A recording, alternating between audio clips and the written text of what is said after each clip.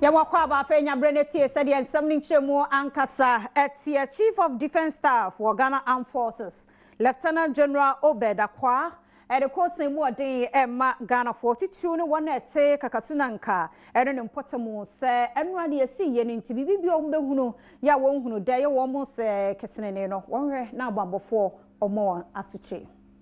Opinionipa odo manya sadamojuma no Chief of Defense Staff Lieutenant General Obedakwa ede kokobo ma manfo a wonom te Kakasunanka ene ne mpatemu se so no nam no ko hunu se bibi da fomo a susu se bi ebe ya asojafo wona kode a memo wonfa wonsa enka saa ade no nemo obesere se wonkobo asojafo amane na ehare so no wom nkohwe adeko a eda mpatemu ho Lieutenant General Obedakwa ekiremu a Nesi ewo meshe camp nam sunti akodi ahodo bi a wono akora epi abonten wo eja eto ho enno ahenemache mu no ebetumi abase niema epi abonten bi topa ekodi ewu a enya ntoye enti so obi hu no de nsakoka oni no betumi edidem anase ohabi ebefiri mu aba enti adesredi a wode to no no mpate mu ho nyina ranim ene sese bibi biara eda ho na woni twa so na wadwene mu ye o na kakra ewo ho a emfa won sanka ko ne ko ba asodafo no meshe camp no amane na wo mehwe ade a eda ho no. Early hours of today, one of the storehouses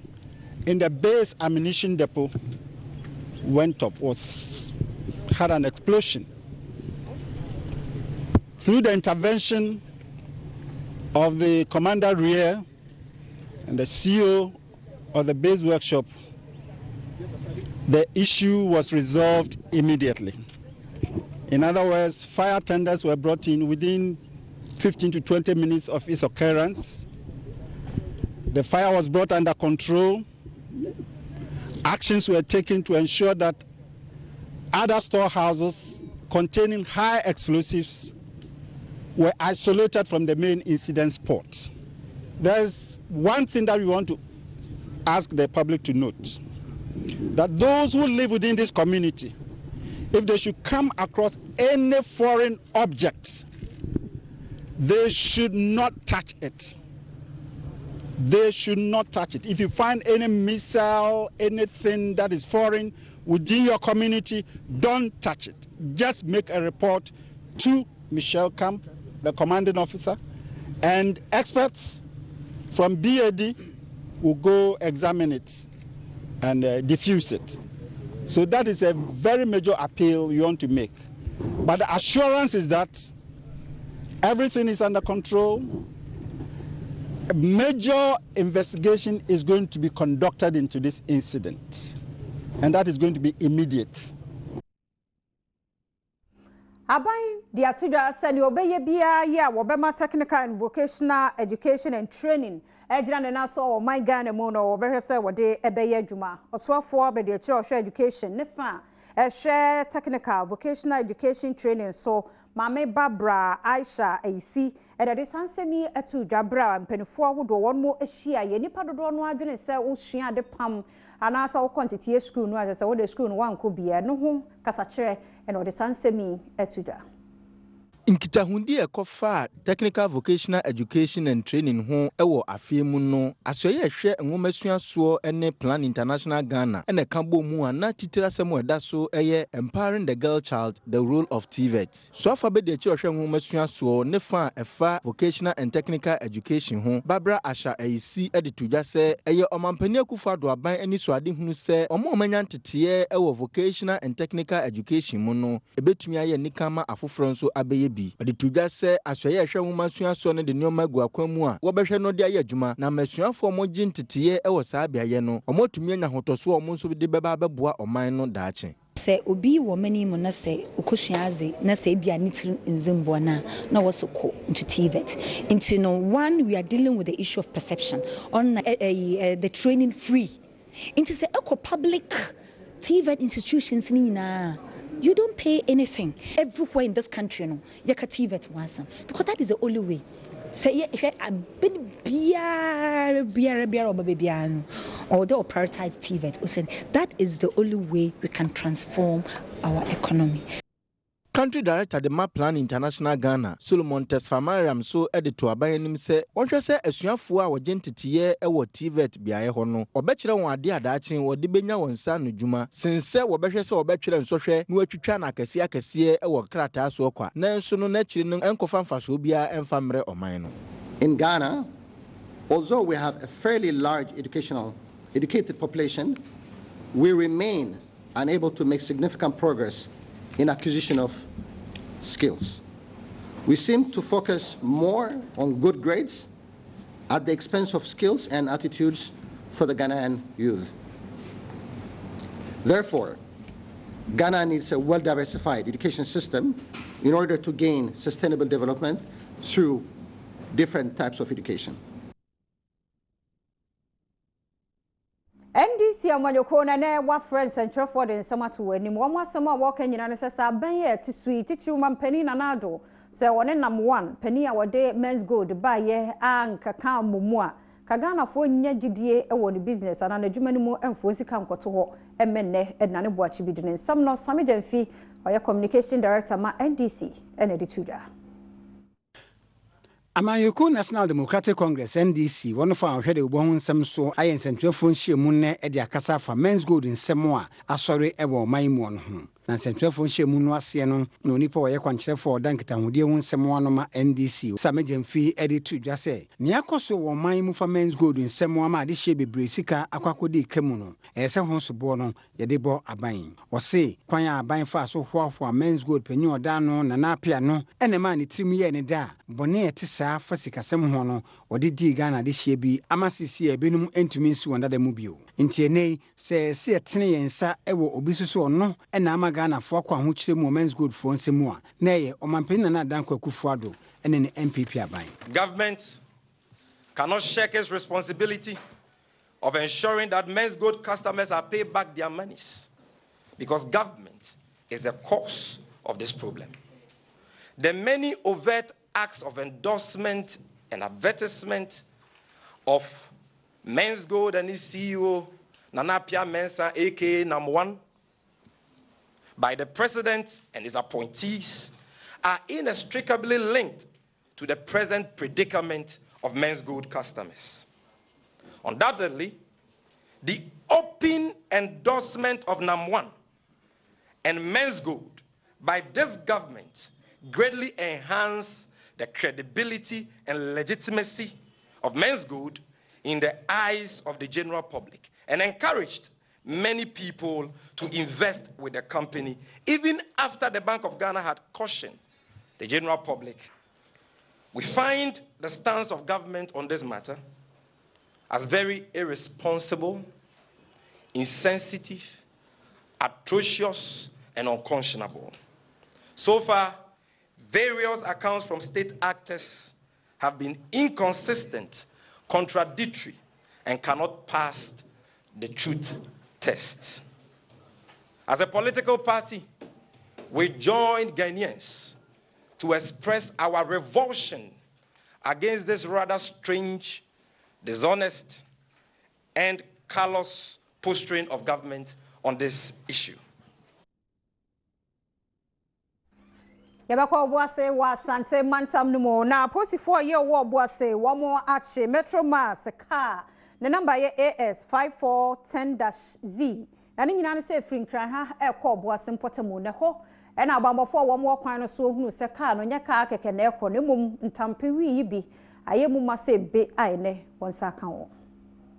Metro Mass boss one number AS 5410-Z na every encrying and a echo or Boase. Na bra wono kono na obi ye posifo aso tire se ohunu se nubone bi e wo boss no munti omomodin so betumi a kire boss no na wono ahwehwe mu ampani ampa bra boss no du kwabna kwa a ewo adanse not mensim wasante mu no na DSP Martin Asenso a ye oboase de police commander ne mpanyinfo okohunu se ampa ha bi wo mu a osusu se eye nubone no bia woni adom kase e kasaye enra be no nsia krono ene nya information se Metro Mass transit and the transport. Yeah, a war was in a free crime. Yeah, the passengers about was na name and Ruboni womb can Rubonia information about the cocaine in womb. Now, suppose for no, you decanon tente na yɛhwɛ sɛ ne kura na anya ne kura nti yɛdi car no tenta ama car no itimi chi ne kwam ya atra junction efro no yɛdu biase ba de monitor car no a de budu ne chi car no nti car no ba police station ha ana yɛhu driver no sɛ yɛ suspected sɛ car no afa enubɔne nti wɔn yɛ kwane hwehwem nti yɛma passengers fo nyinaa si yɛhwehwɛ mu no ne bag ne hu sɛ bags bi wɔ hɔ a ɛyɛ traveling bags 9 baby no say compressed we compressed we ya moano cheso moano tu ba ko e be bia one bucket so that omo de ye no de machine ene ye and no madan ka mo ye export enu bi na different crime ha de ba aye oboase ya enu achi na man bofo Isaac no manyo ne driver ni anu okra bas no Emmanuel Tumasi enso etute nkomo efi akreba no edu praso beria and police burial police for want to stop me. I'm saying go be a boot no. Na boxes be a woman. I'm saying Nira. I'm so Nira or passing. One of my passing yellow driver you call luggage you. The more luggage than Nira woman. Na me call was me go friend Nira Nemra. Them go friend Nira no. No me say boxes in the woman. A home receipt when. Or so inquiry receipt be an opinion this man. No me say dey woman. No say toilet medicine. I'm go toilet him.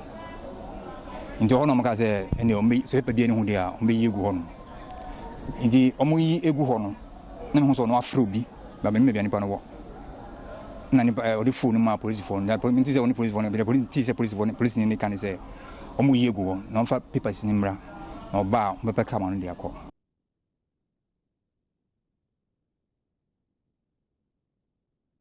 TV kase na uguso awosha ne yemongra yensan foforo mo pani kwankyerefo ye woda Jospon group of companies ano Dr. Joseph Sian Japan sana dwumakuo Azum Lion Party mu akotene no 2019 afia yewo mo mo hwesto man Ghana hunidie amapa ebeye dwuma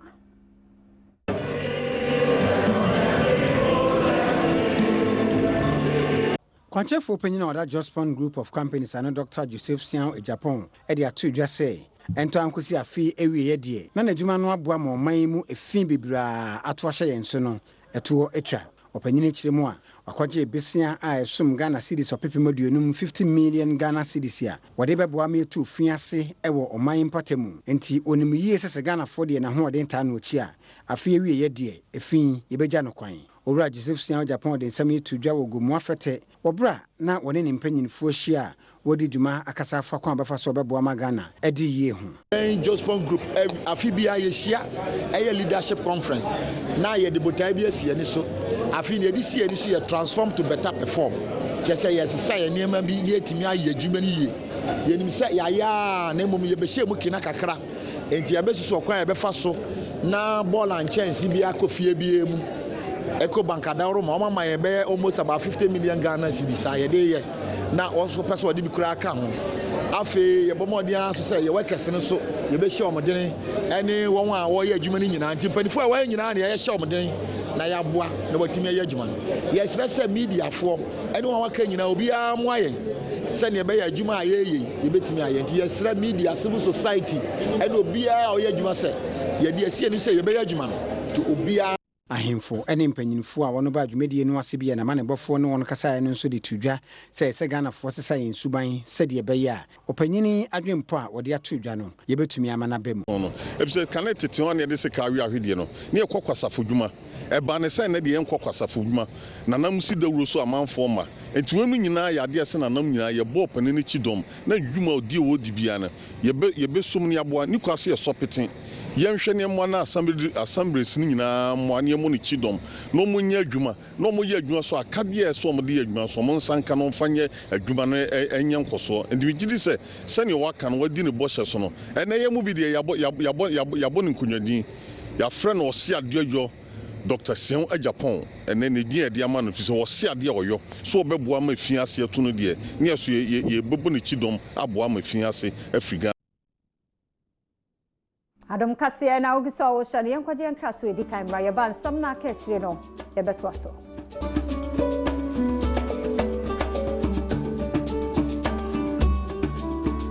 Adom TV, Cassia Social and Live or Facebook Adom TV. Now Go TV channel near 176 DSTV. 280. Yet was so where Yanson for Fro Emu.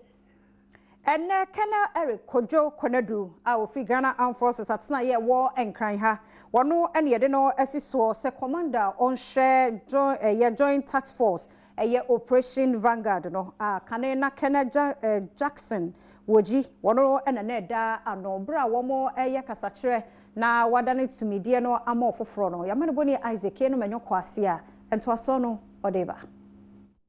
mpanimfoɔ ayi Colonel Eric Kojokunadu a ɔwɔ Ghana Armed Forces for aso yɛ Operation Vanguard for task force ɔno wɔhwɛ abɔ Ghana nsase ho ban sɛ ɔmanfoɔ entuso galamsey no ɔno enkodi ɔmo anim ansa na Colonel Kunadu ɛbɛkɔ no na Colonel Wonje ɛna wɔ hɔ no mu a wayɛ amanneɛ de mpaninnie no ahyɛ ne nsa Colonel Kunadu kyerɛ mu sɛ adwumadeɛ a ɔpani odi kan ɛbɛyɛ yɛ no ɔno nso ɛbɛtoa so no wayɛ bi na ɔde ato mpanimfoɔ ne Ghanafoɔ nyinaa anim sɛ ɛnya ade a wɔbɛdi wɔ hwammɔda ɔbɛhwɛ sɛ Ghana nsase a wɔbɔ ho ban sɛ ɔmanfoɔ entuso agudie ɛnsɛ no ɛnyɛ ne basa no ɔbɛkɔ so ayɛ ne yie na ɔman nso atumi anya ho mfaso.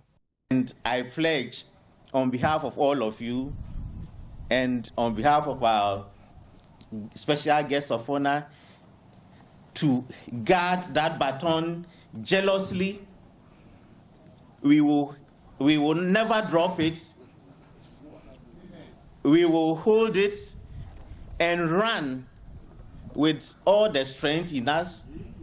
so we also hand over this baton to the next group of people who will come and carry on these operations. So on this note, I have accepted the baton, and I want to say that on behalf of all of you, we will run with all our energy. Brigadier General Cosmos B. Ahasan na ye dwamtenani edema amamra wo ye ede opani si akonya so na ode to nanim se onhwe se da obema nakọ na chidifo no tirimu se task force a wode won akose won koye adwuma ema won no won botaye na ode besi wani so kane e obibia mu. You need to bring fairness, tact, but firmness and objectivity in your dealings with all the officers and men under your command and the people in the area in which you operate. Particularly, you have to ensure to inculcate in all your men the habit of always projecting a positive image of the task force. Openia no da Operation Vanguard no de na dwumadie aba awieye Colonel Jackson Wonje nso editu dwa se emre obeso afenam no na enioma enkoyie ewo faako manfo etu fo magudie a emfa mrakwan so no na one na chidifo no abɔ won homɔden a waboa abɔ Ghana nsase ene ajapade ho ban. Our operations have succeeded in reducing the extent of damage to the environment, particularly our forest. The rate at which the destruction of the forest was going, if it had continued at that rate without the intervention of Operation Vanguard, by now we would have been in a different situation. Abayi eni Ablekuma West Assembly no kan won ho abomo ahwe se bambo mu edene wode beba Ablekuma West mpotemo ho wo mahunu se ene nipa bomfo mo ho ne so pa e wo mpotemo ho se beye na wonye nsemu wo ho nti aban ene mpanifo ehwe assembly ne so no ekeka won sase ahwe se police post ombe pejam e wo mia ahodobi. Aban enam Ablekuma West mensini no mpanimfoɔ so ABC apolisifoɔ tena bia wɔ mpɔtem hɔ no bi aka ho mpanimfoɔ kyeremu a enam sɛ bɔne a nipa edi wɔ hɔ ɛkɔ soro nti obehia sɛ obenya apolisifoɔ dodoɔ wɔ hɔ na atumi aboa ama watu abɔnfoɔ yi so sa mmeaye bi te sɛ Opetekwe, Snake Flat, Glefe, Shiabu ene faakum bi akeka ho ɛna obenya saa apolisifoɔ mmeaye a obesi so ɛmfa so na hyebedwani wɔ mpɔtem hɔ Esla Owusu Akufo akotwa homa mu a ofiri dwumadie no ase ɛwɔ Shiabu ɔde se bɛyɛ busumi nsia akyire no na contractorfoɔ edi dwumadie na wɔde ahyɛ wɔn nsa no aba awieye. Yetumi ya ɛbɛboa na Dansoma district nankasa ɛwɔ center ti bibia sia a ɛbɛtumi connect all these police posts nso electronically nti ɛbɛboa ama ɔmo atumi edi ɔmo adwuma no yie ye ka say funding for it ne secure nti once ayenya kati sodi and then your contractor mobilize it to site no washe adwuma na se Polisi penny on no ward Dansoman district Victor Kwache edensemmone ne boni bi anipa bi edi e wompotem ho no eto adom kase anim. Aha say no de ekoso pa ne say report to me yan say e bi anajo e ma na ko bi akantamanto ana say okoyi ba no obi di sekan ana say okura bag ya na ma di motor abehwim. Enti police station be ba ha e be ma ya ben wo mo. You understand? Enti e be ben wo mo so a e be ma suro eni nipa nu. Na ya amayetimi operations no so amaya ya ben community no. Abankra chepani ono no wo mensini mu ho George Brain so ekasete nu bone ene kronobo a ekoso wo mpatam ho no. Sir, security no may keeps coming up. Internet say police station we can't do away with it. Trauma, drug abuse and no may ekoso power areas ni bim. Nti ye dwene ho ane ho se da bi enimanimu ya na esi etumi ema police station no eba. Me no ka say de ye wo sika ye besi miensa. So that a cutting and the air for the very first one and over Shiabu. In the next couple of weeks, ye call Upetekwe akate sword ewo hoso. Then hopefully by the end of can I say in February no ye bekate another sword ewo Senate Flat area ho into within the municipality. Acha beye busumi nsiantemo no ye benya 3 more police stations at the account. The district police station at your work CCR no. Ya kwa ba na ya hwe sede ya pom den sam no etie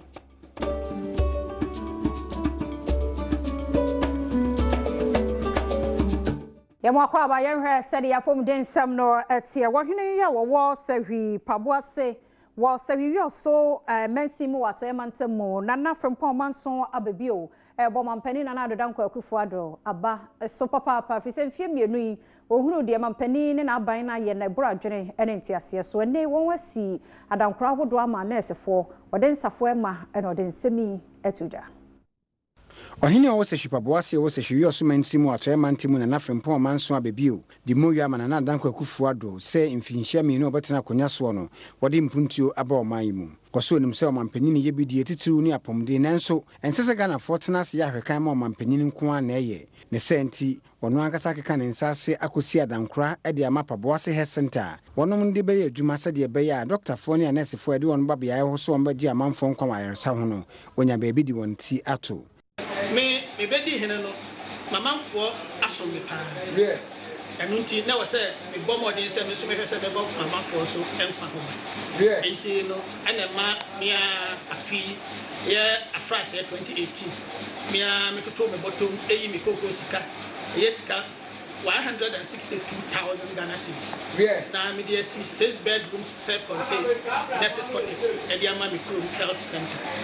If you say nurse for na wo ha no first na ya current nurse na check compound na ya na ankasa 1993 na me me kroma na ansa esi yeah no abai a chirewa paja no e dey health center yeah to check compound at health center jama nurse for no adoso no mo attitude krom as anadu pa do bi yare ya de no e ba health center fa e bi ana nurse ni kra ono do mbe hia no na on main clinic yeah nunti na me so me di si ma me so say sa na tie dia na o say me a kro hene me dream amanfo ho na me so me si nurse for dan no bi e ben clinic no a ne ye nyina kwanchefo a woda pomden dwumedia no wo se hwewe oso krosim owura Peter Tweneboa e de na ase ma na babio se won se emfaso wa pomden dwumedie so a waye ne etesa e de ama wono bedi kan akatre staff no a obo kotra de say akudie no I can't it is we staff now to there no more also we say the dan here wakasa e dia ben ye wadwen say ya buy time until put ya ayi bibia wo the maintenance culture no e bibia de nyina yisia na ye dia ye tuma nesifobia na wo ho enso ne adom kase e kasae then I say power ya be me many abso because me the different facilities invite me back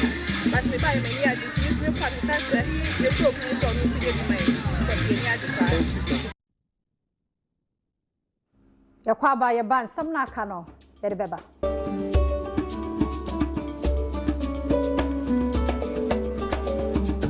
ya makwa ba ya hwe adwadie mo ensam na boto na sani afarefo nkabom ko ewo yeji wo pro east wabno ne afomantem mo watiatia ba abosumi ne wode hyehye so no wagemu na enam so bi medwadefo a womo ewo yegine no mpotem won ho kire won pa na no kwasiada na ne doada na wotwe ya hyase no womo amfa no bete de ntima enam so waje mu no Adom TV etwaso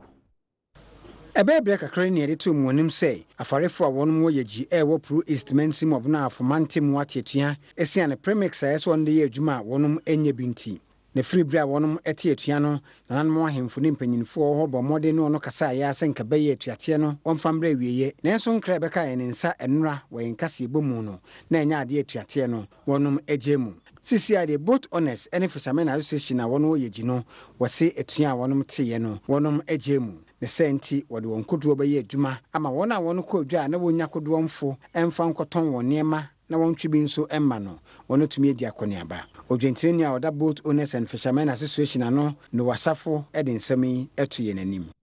gina ye boat mpenifo boat owners association a ye free fishermen association say beye se na wotwini tawanta wo bi ba ye ne premise for ntem but ya mencha de ye nana kumampim kabuse the fifth ane na himfo nyina kambo mu hu se ane DC kambo mu hu se senia ene o makono emwa nti o mo freye na ya toato adwe nana konkoji a otoso mienu o ejase hinu wo egi traditional area ene na manebofo ekasaye primary school warranty omo e strike nti na no omo ama ti ema edwa no eye basa enu achi no enura eduada ye no omo ebehia yedi manhene ahemfie ha ema ye toato adwene omo senka ya omo nyina omo de tu nananom enim na problems a omo face no ye no omo kanye ema akosi yanama ne bofo ne bunu afomantemu otitinani a woda ma wono ho nam won nkabom kuwa no ma meduri anagidisu ena afi edwedifo bi enso de twenkomo a omo so de sansemi atudwa se premise for ni boat for asemu eba omo ntem na anu dwa no na dwa na amba ena nanano ma transit juada aka asemu na ntiase aye adwuma no medanana ne mpanifo ni nyina se nyame nhira omo ene DC se omo aka bo mo aka asemu ntiase aye adwuma na anu boat amba no amadwa we ni nyina ye nyina yada komo wo kromu ha enti kwesi do bia mbra don bedi dwanu na dwane enko nanim na yeji enfa ni ntuma pa enfra yari agokansie etwaso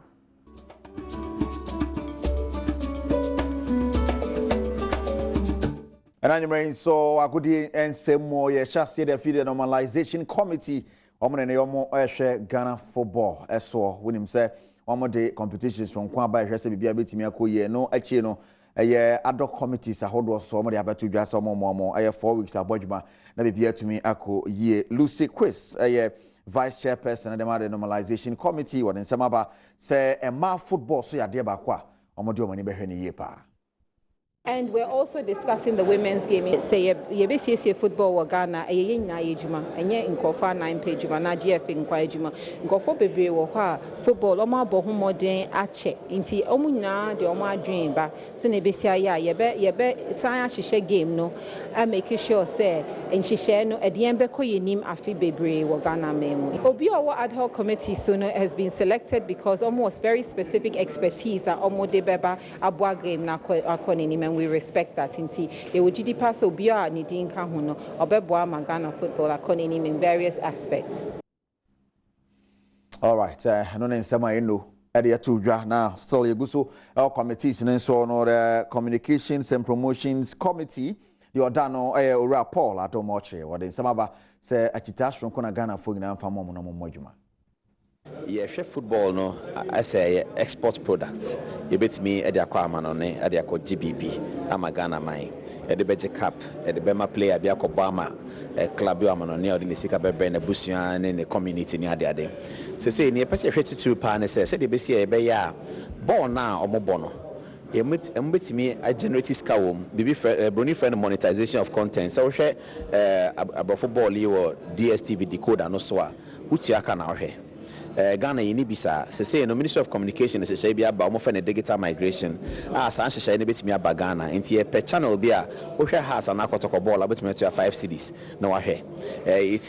you believe say betimi yes ade betimi yes ade na you betimi monetize sa content na stadium no fa nipa 40,000 ya na say wo hwe has ho don ne kotoko ho do a na say we betimi na fie to 5 cities e wo ne decoder so no da hwe kotoko na nya nipa 2 million no mo yes ade na sika ne beba kotoko ho e beba mo na say production so ye first one next time nipa no tia 5 cities or person be stadium on so akwohwe bi but before a bit my esa no clubs no cry be homuni website in say broni bit baby na so person what is a player be organ person ohwa oni say do be si ahwe no e person ye be bit club be bit menya website say last season kotoko share goals wo ha na so person ohwe sa wo ha goals nya see etimi nya website awko ya bit me sa goals nyina when share say goalkeeper bi born home modern last season ma hasa e so to be hwe sa video no na yetimi engage just general public yetimi engage with clubs no the same way now to hana say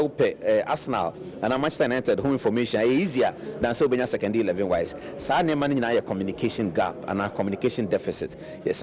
juma na omo de amaye say sa communication gap no pese close no say the be ya obia wo be bia wa mano ni bia obetimi anya Ghana football ho asema hwe ho asema ka ana obetimi anya ho asema kan enti sa na ye botaya de ato yanima ye best start ya aye ho hyehyɛ ye hope say within 3 to 4 weeks obetimi anya fapimbia Edebema normalization committee no so they are aban say saying this is a club bia communication here and I say this is a Ghana Black Stars communication here. All right, Tony, the likes of Kwame Sifakane, Bokwan Samuina, and Ebejmosa committee, and so Yanko Pium Matema, Kumasi, Sunday Korokoma, catch the CAF Confederation Cup Sunday, Korokoton Safre, Ayamunianamo Cotton Sport Garoa, no more the appearance of 3-2 Nakotoko winning, send a second leg Nebeko Felix Annan, a goalkeeper, the Mametema. That be in because we shall see we and come here shows by this time the CAF declare say a common zone, but in because we still have another game to play. And him say on we believe in our team and we believe in ourselves. You know, saying it's me and him say if you put up another performance, we can do it again. So we have pressure on 2 years. So we will go there on Sunday to do our best to enjoy the game, and then we'll make sure say we qualify common zone. Kotoko, N7 House of Folk and Kim Grant are losing the first game in charge of Hearts of Folk, who could Pimu and Esequema friendly matches are all and a royal for no one come in. Omotimo eba coach naturally same and the bebro among Sana Honsam SC Etienne. No sooner January as said Joe Manocho, a producer can ocratadi a offer a mesh mega on a permanent kama say the amount for mesh mega 0543 806578 0543 806578 Kijuan Kasani Erica Sidubwedi. Nigeria more and some any Adom to Koya would be at the Daughters of Glorious Jesus. One more to and you will fear potty at your son. And you'll be fear when you was as one and on the afternoon, sir. No one fish yet we are saying, and all my multimedia, and here be the any more who yet the actually or call Facebook, Adom online, no near dear, didn't you know, Adom TV, at Wasso. Anopei nyame ayadom ama Daughters of Glorious Jesus oma ba besra multimedia dwumakuo omo nantesia ene se Awurade ayo omadom ma omo ka omo hubo mu sa nwomtofo omanya mfie aduasa enu nti omo ba na oma ba bedan yan ase se mienso ya boa ma omo dwumadie na timi akwa anim omo ba yenso omo amfa omo nsapan am omo bre yen cake omo bre yen citation Edia na timi aka mo abom edi besi nei de medical aka ne se ye de Awurade ase ye da obi bia nso so ase ye da multimedia ase de aka ya bom ama ye da so ejina ye na so as Daughters of Glorious Jesus ye niam bebre ba de edikan ye Awurade ni grace no e na aso ye so na nka ye nso ye ne hwan ebi mu ka omo ho bom omo ntimi enye de ye pe no enye 30 years no ye nya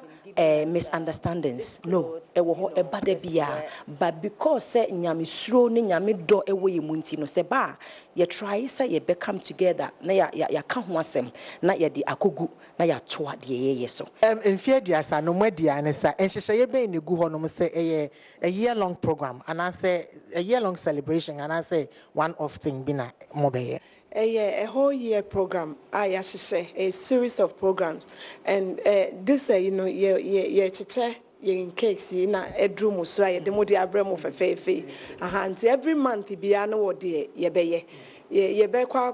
ye be bo shows 10 regions ni na ye wi a ye be crown ni na wo Accra ha say programs ni dey to so Molats was to groups are omo hodada any of my fin omo come wabum some be groups dia babeto ndwe ne be ka kire wo Pacho de be kan say omoma nyamesuro de edikan ene ahobrase Bible say odum ahobrase for na ohantan for de onu nyame osi ne kwan enu nti yenkoso ama ahobrase ene yanim kan na afa nyamesuro ene ahweye Ghana man nyina moma yenka ye homom se nipa baako na ye ya onyame beto osoro nhira e de agu bibia so ye do bibia ye pese ye fa kwan we so ye wo Daughters Foundation adwuma na ye no eso enu nti ye sremo momo boaye ye number e 0541 800 777 anything be out the best support daughters bia ye so ye nimu nhwamo na ye de beboa ama obibia so enye bi erade nhira mu nyina Yo yento aso na yenko yensam foforo mu na bayua baako eno so basi ni twemu a waya de pa ye Yvonne Okoro na ne sini twemu a no wachira de baako bi ye ne ye papa sect tape one ne kane twetwomu jobi e record bi no ya de a wokai wona brabu matime hye no ne nsem bi no ne adom kase edi nkomoyi Yvonne Okoro ya wo ye Ghana sinitwani abayewa edi atudwa se ni wiase a wo baaye ade baako a waye ya wonu ne ho nanso asen aye ne yeyie pa ene se wone ne mpenada da bi edi mpamu agro na wonom etwengu video so wakire mu a sade na wo ye ne nye ne tirimu po se wo hye dai nanso e yade bi a amabe ha ne pa and I listen, it was my ex and I regret it because that time I wasn't in the industry, so I was like, God, what if one day? But I remember when we finished, I told him to record it because it was rubbish what we did. So, yeah. But you asked him to record it? Oh, well, you know when you're with somebody, you just want to be, you know, when you're with each other for so long, you're bored, and now you think, let's spice it up. So it's a long time ago. So now, never, ever. Because I don't know if you use it against me today. Okoswa echiemu se na enkrofo ekeka se togoni abrantie Emmanuel Adebayo ya obobo no wone no edi mpemu agro amebi kura ko so ekan se mpo wone no mpemu agro no wono matwe agu video so eno na wo kire se obi biara obetimi de ne nsa si ne bo aka se owo sa video ni bi no so otimi de banko ade a eno be maniska e de api so. Somebody, a friend of mine, called me and said, listen, they said that there's a sex tape of you and Adebayo finally is going to come out. What are you going to do? Some bloggers said they have it and they've seen it. And even one footballer said he's seen it. And my goodness, they can't believe it because you kept denying it. So the weirdest thing, I wish I could show you the text on Adebayo. So I sent him a WhatsApp. I said, hey, they said that we have a sex tape together and it's coming out. So what's up? Did you record us when we were having sex? And he laughed and he said, you know what, Yvonne, we should just date once and for all, and so that then when they say it, we can now admit that it's true. But when you ask such a question, did you record us? I was trying to be sarcastic, and he's telling me that we should date once and for all. And he said that, you know what, Yvonne, tell whoever has it that if they bring it out and it's true, I will give them $100,000. So I'm putting it out there. Anybody who claims they have a correct sex tape, I'm not talking about go and Photoshop and put my face and whatever. They have a sex tape of myself and Adebayo. They should bring it out. Tiani jide mo ansam no yemfa nsam ba ku bi famu nso nka ho adwarifo ne omanfo a wo secondary zongo wo secondary takra de mansi ne mo nso abontrene se nipa bi ambeye wasi akwan emo amo wo mpuntuo mfa ne ntoma pemfra ne de wo mu nyeja wokra wo mu anya ne nte se nipa ba ku bi pese wo mu wanu aduane bo wo mu nso wo ma ho kwan Adom TV ne binum akasa. Nipa bi a watete secondary zongo ewo takrade mensni mu no san digwa wo ho de atodwa se nipa bi obe na dwen se obeyi wano aduane afiri wonsem ne de one ne bedi no amanfo ekire se owura bi a wode Abubakar Ahasan kire se asase eda ho beye mfie wo hani a eho na wodi wondwa wo so no oche se ne de anti obepam omo edi afiri ho no mo adwadifo bi a wonbu afu yie pa ne Adom kase sentwere ni lotewia edi nkoma wode won haw eto nanim the zongo market issue na yerka no this zongo market issue no or issue be on yet nde this market was built somewhere 1920 no the time when the market is zongo community no in somewhere 1902 when the market we a portion as a zongo market into that portion no in the adachi ebiaba oyem de we be claim de e hono opedo ka lease wo odi na asase aha ye zongo market I mean where market no one ebi no obet no different no on sisala ma so Ye jeno so na Adom TV anwumere kase na ha na brema kwan ne de asie mede afia mankwa tamaklo da Obaku Ventures access Suzy Sika and a large scale extension esi ohene ochia me Mauli na fe Abla Felix ene Abraham ne Paul ne Loretta ye da munyina